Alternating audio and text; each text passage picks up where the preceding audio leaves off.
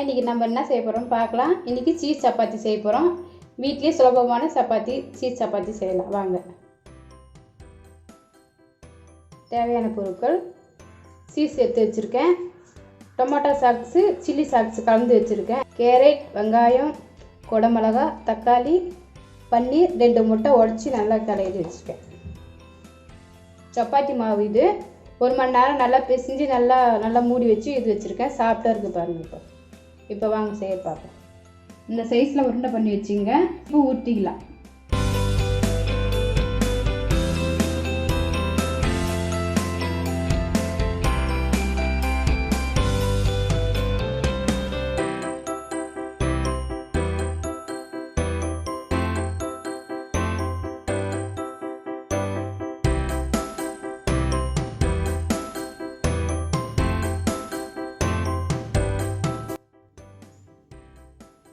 இப்போ நான் சப்பாத்தி ரவுண்டாக பேஸில் அழகாக இது பண்ணி தட்டி இதில் வச்சுருக்கேன்.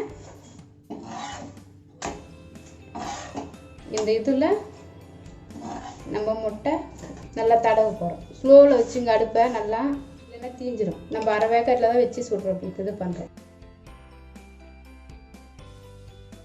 முட்டை போட்டனாலும் போட்டுக்கலாம், அதோட உங்கள் விருப்பம்தான். நான் இப்போ இதை முட்டை போட்டு கலக்கிறேன். உங்களுக்கு வேண்டாம் அப்படின்னு தோணுச்சுன்னா முட்டை தேவையில்லை.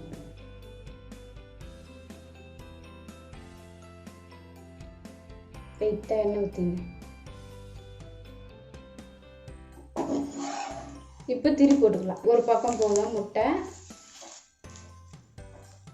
இப்போ அதை திருப்பிங்க. இந்த அளவுக்கு வந்தால் போதும். இப்போது tomato socks chilli socks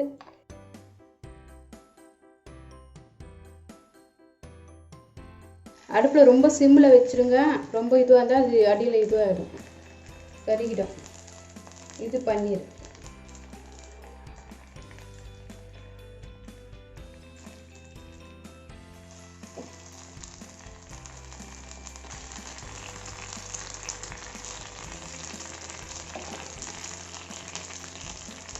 carrot,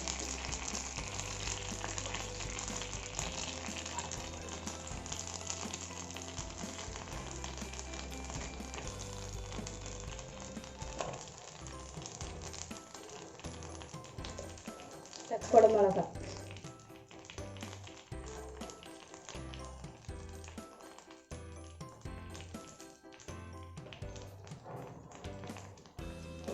இப்போ சீஸு.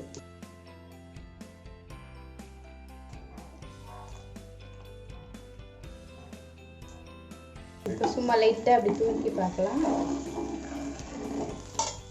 ஒரு 5 நிமிஷம் நம்ம மூடி வைக்கலாம். பாருங்கள், சப்பாத்தி ரொம்ப சாஃப்டாக இருக்குது, கருகாமல் அழகாக இருக்குது பாருங்கள். மூடி எடுத்து ஒரு 5 நிமிஷம் மூடி வச்சிடலாம். ஸ்லோ தீயிலே வச்சுக்கணும். வாங்க இது எப்படி வெந்திருக்குன்னு பார்க்கலாம்.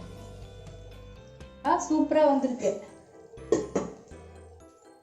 சூப்பராக வந்திருக்கு பாருங்கள். இது போதும். இந்த ஸ்டேஜில் நம்ம எடுத்துடலாம். பாருங்கள், எதுவுமே ஆகாத அழகாக ஒத்து பாருங்கள். Cheese chapati ready. பாருங்கள் எவ்வளோ மொரமொரன்னு வந்திருக்குன்னுட்டு. பசங்களும் பெரியவங்க நல்லா பிரேக்ஃபாஸ்ட் பண்ணி நல்லா சாப்பிடுவாங்க. இதை நல்லா பீஸா சைடில் இருக்கும். நீங்கள் கடையில் வாங்கி சாப்பிட்றதோட இது சூப்பராக வீட்டிலே நீங்கள் ட்ரை பண்ணி பாருங்கள் எப்படி இருக்குன்னு.